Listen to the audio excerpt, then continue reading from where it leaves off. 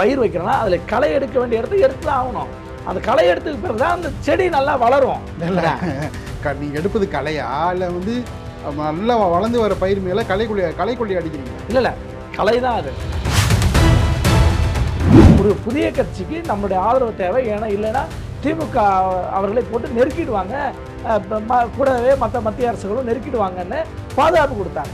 ஆனால் அந்த பாதுகாப்பிற்கு ஒரு நன்றி கூட தெரிவிக்காத கட்சியினர் தான் தவிர்க்க. வெற்றி கொண்டானவர்கள் மிக வெளிப்படையாக சொல்ல, நாங்களே ஒரு 10 பேரை அனுப்பியிருக்கோம், நாங்களே தேவைன்னா எப்போனாவது கலப்போங்கிறத அந்த கலைப்போங்கிற விஷயத்தை அவங்க செய்யறதா உள்ள அனுப்பியிருக்காங்க. அதை தடுக்க வேண்டிய பொறுப்பு வந்து சிவி சண்முகத்துக்கு வேலுமணிக்கு இருக்குல்ல.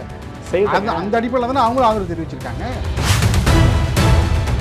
இபிஎஸ் அவர்கள் சம்மதத்தை வாங்கிட்டு வரோம், நீங்க இபிஎஸ் சந்திக்கிறதுக்கு முயற்சி பண்ணுங்கன்னு பேசுங்க.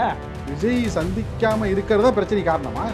நாளைக்கும் வந்து விஜய் வந்து இபிஎஸ் பார்த்து மிகப்பெரிய அவமானத்தை இபிஎஸ் ஏற்படுத்திக்காரு. ஏறத்தாழ புரட்சித்தலைவர் அம்மா அவர்கள் இறந்ததுலேருந்து இந்த கட்சியை சிதைக்கணும்னு ஒரு வேலை நடந்துக்கிட்டே இருக்கு. அது இவங்க செய்கிறாங்க, அவங்க செய்கிறாங்க, இந்த கட்சி செய்கிறாங்க, அப்படிலாம் இல்லை. கட்டாயம் அதிமுக எதிரான நடவடிக்கை கடந்த 2016 இருந்து 10 ஆண்டுகளாக இது நடந்து கொண்டே இருக்கிறது.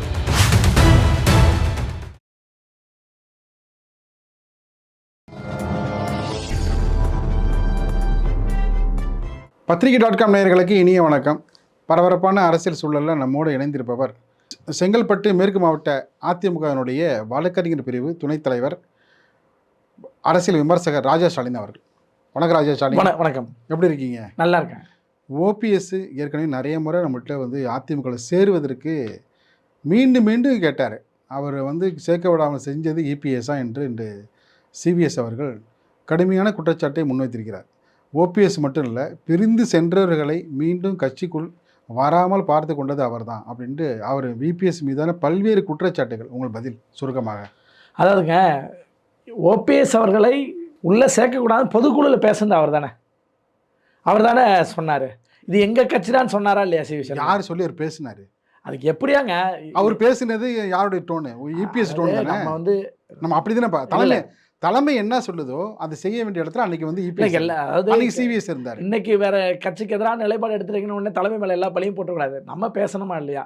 சரி, அதே போல் சின்னம்மா அவர்களை பற்றி பேசுனது யார்? நீங்கள் தானே பேசுனீங்க. இன்றைக்கி அதே சின்னம்மா வரணும்னு சொல்லி எஸ்பி வேலுமணி சொல்கிறாரு, என்ன அர்த்தம்?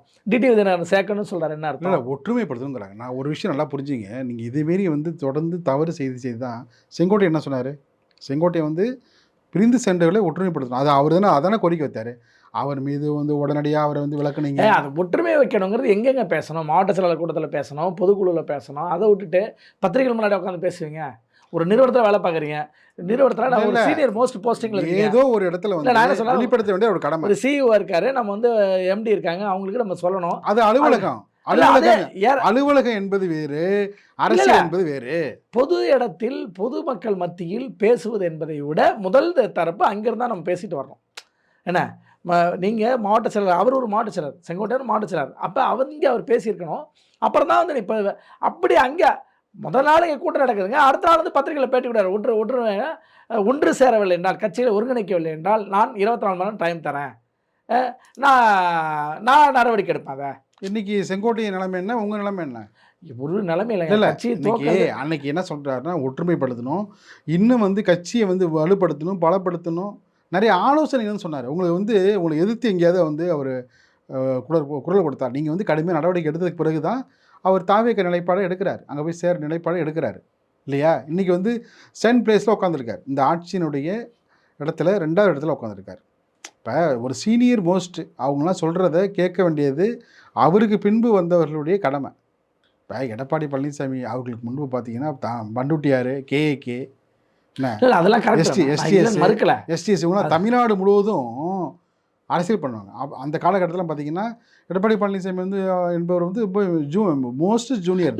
இல்லை மறுக்கலைங்க. இப்போ ஒரு கட்சியில் இப்போ உதயநிதி வந்துட்டாருங்க, அதுக்காக இப்போ துரைமுருகனுடைய ஸ்டேட்மெண்ட் வந்து அவர் இது பண்ணணும், மதிப்பாரு. அதுக்காக இறுதி முடிவுங்கிறது உதயநிதி முடிவு தான். உதயநிதி வந்து அந்த கருத்துக்களை வந்து கேட்கிறாரு, இன்னைக்கு வரைக்கும் கேட்கிறாரு. தோல்வி ஏற்பட்டா கூட இல்லைங்க, தோல்விக்கான காரணத்தை ஆராயிறாங்கல்ல. இல்லைங்க, அதாவது இது அதிமுக சூழல் வேற, திமுக சூழல் வேற. திமுகவுக்கு என்ன சொல்லலாம், நீங்கள் இருக்கிற எம்எல்ஏ 59 எம்எல்ஏவும் நாங்கள் யாரும் அடைக்கலாங்கிறாங்க, எங்கேயும் நாங்கள் தனிமைப்படுத்தலாங்கிறாங்க. ஆனால் அதிமுக நிலைமை என்ன? நம்ம கூட்டு போய் பாண்டிச்சேரியில் தங்க வச்சுருந்தாங்க. அதன் பிறகு வெளியே வந்த உடனே உடனே தனியாக ஒரு அணி ஆகிட்டாங்க. நடந்துச்சா இல்லையா? ஆக என்னன்னா இல்லை இது வந்து ஏறத்தாழ புரட்சித்தலைவி அம்மா அவர்கள் இறந்த இடத்துலேருந்து இந்த கட்சியை சிதைக்கணும்னு ஒரு வேலை நடந்துக்கிட்டே இருக்கு. அது இவங்க செய்கிறாங்க, அவங்க செய்கிறாங்க, இந்த கட்சி செய்கிறாங்க அப்படிலாம் இல்லை. கட்டாயம் அதிமுகவுக்கு எதிரான நடவடிக்கை கடந்த 2016 இருந்து 10 ஆண்டுகளாக இது நடந்து கொண்டே இருக்கிறது. ஆனால் இதையும் அதை பாதுகாக்க வேண்டியது, தக்க வைக்க வேண்டியது யாரோட கடமை? தலைமையோட கடமை. அதுதாங்க பண்ணுறாரு, அதை தான் அவர் பண்ணுறாரு. இல்லைங்க நீங்கள் வந்து கட்சியை இப்போ நான் என்ன சொல்கிறேன், இன்னைக்கு கட்சியை உடைக்கணும்னு என்ன வந்து செய்கிறாங்கல்ல, இவங்களை கடைசி வரைக்கும் வச்சுக்கிட்டு என்ன பண்ண போறீங்கிறேன். இன்னைக்கு செங்கோட்டையன் போயிட்டாரு, இருக்காரு, ஓகே, செகண்ட் பிளேஸ் இருக்காரு. அவர் கூட இருந்தா என்ன பண்ணிருப்பாரு? அவங்க ஒற்றுமை தானே சொல்றாங்க. இல்லங்க, இது ஒற்றுமை இல்லைங்க. இதுக்கு பேர் ஒற்றுமையே கிடையாது. ஒற்றுமை என்பது 47 பேரோட போறது ஒற்றுமை. நாங்கள் அதிமுக எங்க ஊர்ல ஆனந்தன் ஒரு எம்பி இருந்தாருங்க, கால்நடைத்துறை அமைச்சராக இருந்தாங்க. அவர் கட்சிக்கு எதிராக ஒரு நடவடிக்கை எடுத்தாங்க. 13 வருடங்கள் கட்சியில் எந்த நடவடிக்கையில் ஈடுபடாமல் எளியும் போல உள்ளேயும் போல எப்படி செம்மலை இன்னைக்கு இருக்கிறாரோ இருப்பன்னு சொல்றாரோ அது போல இருந்து காட்டினார். 13 வருஷத்துக்கு அப்புறம் திருப்பி வாய்ப்பு வந்து விழுப்புரத்தின் எம்பியாக ஆக்கினாங்க. தெரியும், புரியுதுங்களா? ஆக கட்சி ஒரு நடவடிக்கை எடுக்கும், அமைதி காத்தாங்கன்னா திருப்பி அந்த நடவடிக்கை ரிவர்க் பண்ணிக்குவாங்க. எல்லா கட்சியிலும் அவர் தான். இது ஒன்றும் அதிமுக மட்டும், திமுக நடக்கும், காங்கிரஸ் நடக்கும், பாஜக நடக்கும், எல்லா கம்யூனிஸ்ட் கட்சியிலும் நடக்கும். கம்யூனிஸ்ட் கட்சியில் கூட என் அப்பு போலையாங்க, கலைஞர் நம்ம கோயம்புத்தூர் அப்பு அவர்களை திமுக சேர்த்தார். அப்பு இல்லாத கம்யூனிஸ்ட் கட்சி உப்பு இல்லாத சாம்பார்னார். என்ன இப்படி எல்லாம் நடந்தது. அதனால் அது ஒரு இது கிடையாது, நடைமுறை எல்லா கட்சியிலும் இருக்கிறது தான். ஆனால் இன்று அதிமுகவை ஒழித்து கட்ட வேண்டும் என்று ஒரு கட்சி 2 கட்சியில் மொத்தமாக இருக்கிற எல்லா கட்சிகளும் ஒரு பெரிய கட்சியை ஒழித்து கட்டணும்னு நினைக்கிறாங்க. அதான் நடந்துட்டு இருக்கு. அதுக்கு எதிராக இபிஎஸ் அவர்கள் இது பண்ணுறாங்க. அதை செய்ய விடாமல் தடுக்கிற வேலைகள் தான் இவருடைய வேலை. செங்கோட்டையனுடைய முயற்சியும் நிர்மலா சீதாராமனை போய் தனியாக பார்த்தாங்க. அப்போ இதே சிவி சர்மா, எஸ்பி வேலுமணி போன்றவர்களும் போனாங்க. ஆனால் இபிஎஸ் அவர்கள் சொல்லி அவர் சார்பாக பேச போனாங்க. பத்திரிகைகளில் பேட்டி கொடுத்துட்டு நாங்கள் அதிமுக சார்பாக பேச போகிறோம் டெல்லிக்குன்னு போனாங்க. ஆனால் செங்கோட்டை அப்படியே போனார், யார்கிட்டையும் சொல்ல சந்திப்பே மறைச்சார். வெளியே வந்ததுக்கு அப்புறம் தான் அப்படி சந்திப்பு நடந்துச்சுன்னு சொன்னார்.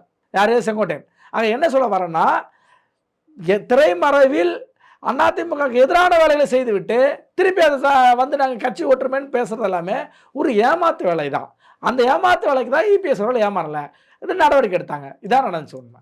இல்லை, இதே போல தொடர்ந்து நடவடிக்கை மேலும் மேலும் எல்லாரையும் நீக்குவது இது கட்சிக்கு மேலும் மேலும் பின்னடைவு பலவீனத்தை ஏற்படுத்தாதா? கட்டாயம் பலவீனமாகுங்க. ஆனால் என்ன பலவீனமாகனா, ஒரு ஒரு ஒரு பயிர் வைக்கிறோன்னா அதில் களை எடுக்க வேண்டிய இடத்த எடுத்து தான் ஆகணும்.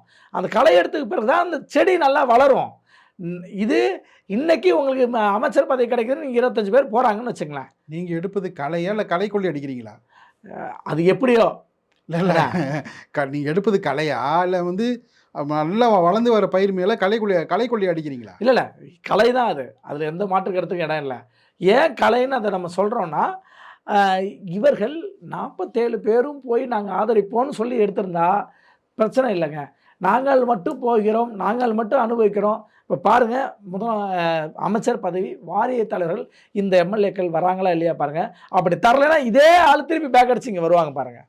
கேசி வீரமணி ஸ்டாண்ட் என்ன இருக்குது இன்னைக்கு, எந்த இடத்துல இருக்கிறேன்னு ஆதரிக்கிறேன்னு அவர் மறுபடியும் ஒரு விளக்கத்தை கொடுத்துட்டார். ஓட்டு போட்டுட்டு அவர் வந்து ஓட்டு அதாவது விஜய் அவர்களை ஆதரித்து ஓட்டு போட்டுட்டாரு.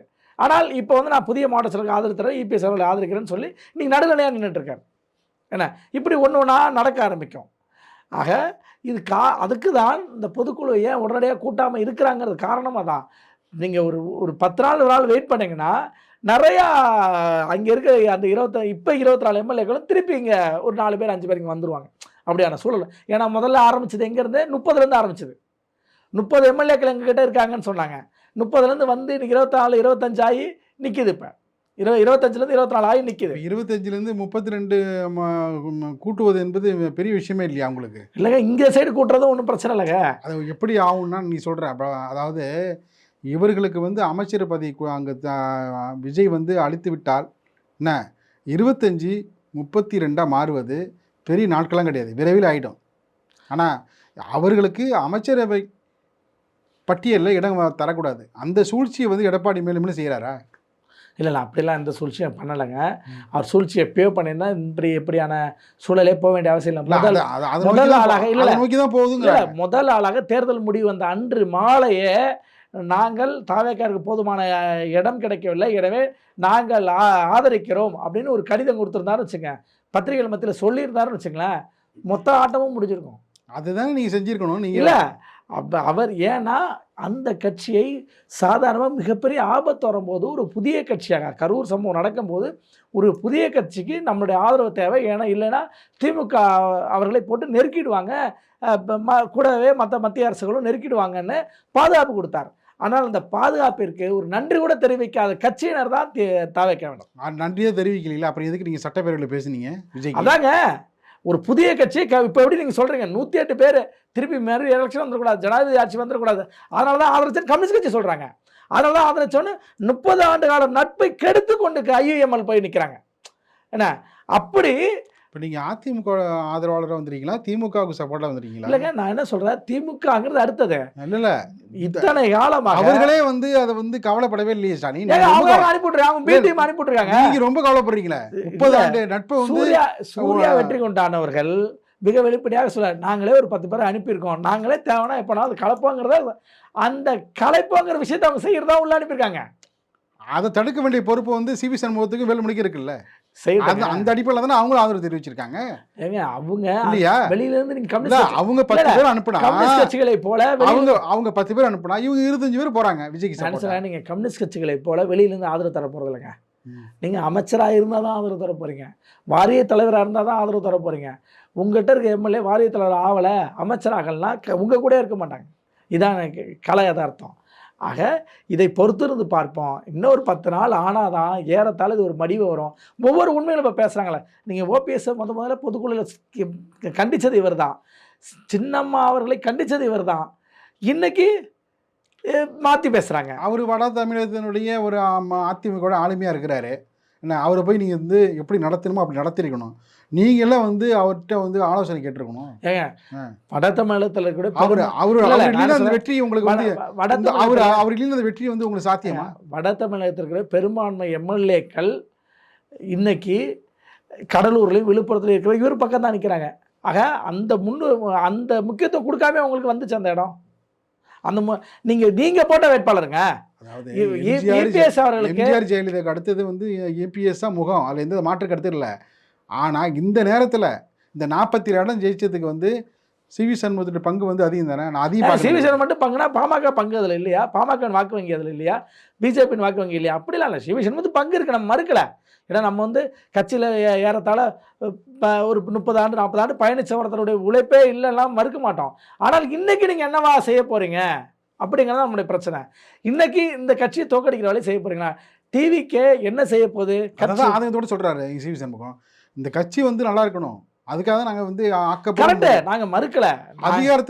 அதிகாரத்துக்கு நோக்கி தான் போகணும், அதுக்கு ஒரே தீர்வு கட்சி காவந்தப்பட வேண்டும் என்றால் அதிகாரம் நமக்கு முக்கியங்கிற. ஏங்க இதே டிவி கேட்ட சொல்லுங்க, நாங்கள் 47 பேரும் வரோம், இபிஎஸ் அவர்கள் சம்மதத்தை வாங்கிட்டு வரோம், நீங்க இபிஎஸ் சந்திக்கிறதுக்கு முயற்சி பண்ணுங்கன்னு பேசுங்க. இபிஎஸ் விஜய் சந்திக்காம இருக்கிறதா பிரச்சனை காரணமா? நாளைக்கு வந்து விஜய் வந்து இபிஎஸ் பார்த்து மிகப்பெரிய அவமானத்தை இபிஎஸ் ஏற்படுத்திருக்காரு. சட்டசபையில் வயதில் சிறியவரை பார்த்து வணக்கம் வச்சார் இபிஎஸ். அந்த வணக்கத்தை ஏற்றுக்கொள்ள கூட இல்லை, அவரு பதில் வணக்கம் வைக்கல, உட்கார்ந்து கூட வணக்கம் வைக்கல. ஆனால் பிரேமலதா அவர்கள் வணக்கப்பா அப்படின்னு ஒரு வார்த்தை சொன்னாங்க. இது ஏன்னா அவர் வீட்டில் வளர்ந்தவர், விஜயகாந்த் கொண்டு வந்தவர் திரைப்படத்துக்கு, அது அடிப்படையில் சொன்னாங்கன்னு வச்சுக்கோம். எல்லாரும் தானே பார்த்து வணக்கம் வைக்கிறாரு. இல்லைங்க, பிரேமலதா வணக்கம் வச்சா எந்திரிச்சுன்னு வணக்கம் வச்ச அவங்களுக்கு மட்டும்தான். எல்லாரையும் மரியாதை செலுத்துறாரு. இல்லைங்க, இபிஎஸ் அவர்கள் வணக்கம் வைக்கல. இல்லை கவனம் வந்திருப்பாரு. அதாங்க எப்படிங்க ஒரே நேர்கோட்டில் பார்க்குறீங்க தெரியல அப்படின்னா எப்படி அர்த்தம்? ஆக இது விடுங்க. அப்போ இப்படி எவ்வளோ விஷயங்கள் நடந்ததுனால தான் இந்த விஷயத்தினால தான் நடக்குது. இல்லை ஆட்சிக்கு யாருக்குங்க தேவை? இழந்தால் யாருக்கு ஆதாயம்? நீங்கள் இபிஎஸ்ஸை பார்த்தா இபிஎஸ்க்கு ஆதாயமா விஜய் அவர்களுக்கு ஆதாயமா? 2 பேருக்கு ஆதாயம் தான். விஜய்க்கு தான் முதல் ஆதாயம். இல்லை 2 பேருக்கு ஆதாயம் இல்லை 2 பேருக்கு ஈக்குவல் ஆதாயம் கிடையாது. யார் 100 ரூபா கிடைக்கும், இன்னொருத்தருக்கு 10 ரூபா கிடைக்குங்கிறது விஷயம் இருக்கு இல்லையா? அது போல் அதிகபட்ச ஆதாயம் என்பது விஜய் அவர்களுக்கு தான். 2வது ஆதாயம் தான் இபிஎஸ் அவர்களுக்கு. டிடிவி தினகரன் அவர் வேற வந்து பார்த்தீங்கன்னா அவர் பங்கு பேசுகிறாரு. அதாங்க காமராஜுக்கு எதிராக நடவடிக்கை எடுப்பேன் சொல்கிறாருல டிடிவி தினகரன். அப்போ ஒரு கட்சி ஒரே ஒரு எம்எல்ஏ இருக்கிறவர் அதான் சொல்கிறார், நாங்கள் ஒரு எம்எல்ஏ எங்களை இங்கே சாதாரணமாக நினச்சிட்டிங்களா, நான் அதை பார்த்துக்கிறேன் அவங்கள அப்படிங்கிறாருல்ல, விஜய் அவர்களை பார்த்துக்கொள்கிறேன்னு சொல்கிறாருல. அப்போ அது போல் தாங்க ஒரு எம்எல்ஏ வச்சுக்க அவருக்கு அவ்வளோ இது இருக்குன்னா 47 எம்எல்ஏ வச்சிருந்த கட்சிக்கு எவ்வளோ இதாக இருக்கும். விஜய் அவர்கள் இபிஎஸ் அவர்களை மதிக்கலைங்கிறதா இங்கே தெரியுது. என்ன மதிக்கலைங்கிறதா இன்னைக்கு ஒவ்வொரு கட்சிக்காரனும் அதிமுகனும் புழுங்குறான். நீங்கள் ஏன் வணக்கம் வச்சிங்க, பதில் வணக்கம் வைக்காத ஏன் வணச்சிங்கன்னு கேட்குறான். ஏன்னா அது அவர் வயதில் பெரியவர், 72 வயசானவர், அவரோட 20 வயதில் பெரியவர், முதல்வராக இருந்தவர். ஒரு மரியாதை நிமித்தம் சொல்ல, ஒரு மரியாதை நிமித்தம் வணக்கம் வச்சிருக்கணும், அல்லது நான் வணக்கம் கவனிக்க தவறிட்டேன்னு இது வரைக்கும் ஸ்டேட்மெண்ட் சொல்ல. விஜய் அவர்கள் இல்லைங்க அன்றைக்கி அவர் வணக்கம் வச்சார், நான் வந்து கவனிக்க தவறிட்டேன், வேறு ஏதாவது ஒரு பதில் சொல்லி நீங்கள் சொல்லலாம். இதுவரை பேசாமலே இருக்குவது அப்படின்னா எப்படி வந்து ஒரு ஒரு மக்களையே சந்திக்காமல் முதல்வரானாரோ, பத்திரிகையாளர்களே சந்திக்காமல் முதல்வரானாரோ, அதுபோல் இது இந்த மாதிரி பிரச்சனை பதில் சொல்லி தான் வரணும்னு அவசியம் கிடையாதுங்கிற ஒரு திமிரான ஒரு போக்கு தானே தவிர இது கிடையாது.